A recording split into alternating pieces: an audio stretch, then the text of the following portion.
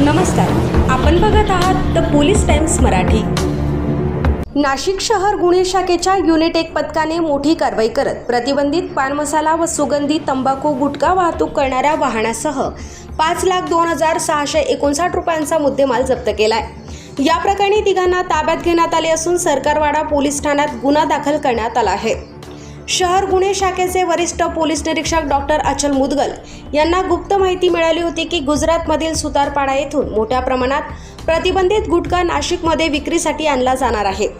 या माहितीच्या आधारे विशेष पथकाने VN नाईक महाविद्यालय ते पंडित कॉलनी मार्गावरील ठक्कर रिट्रीट परिसरात सापळा रचला। पहाटे 3:30 वाजण्याच्या सुमारास महिंद्रा जितो हे मालवाहू वाहन संशयास्पदरित्या जात असताना पोलिसांनी ते अडवून झडती घेतली। वाहनामध्ये चेतन गोविंद मुसळे, प्रदीप भाऊसाहेब वलटे आणि इरफान अय्यूब तांबोळी हे आढळून आले।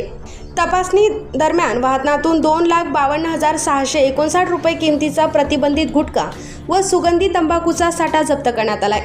प्राथमिक चौकशीत हा माल गुजरातमधील सुतारपाडा येथून आणल्याचे समोर आले आहे।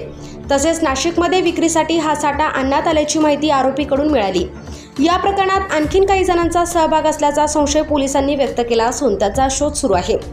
या कारवाईत पोलिसांनी 2,50,000 रुपये किमतीचे वाहन आणि 2,52,659 रुपये किमतीचा गुटखा साठा असा एकूण 5,02,659 रुपयांचा मुद्देमाल जप्त केला आहे।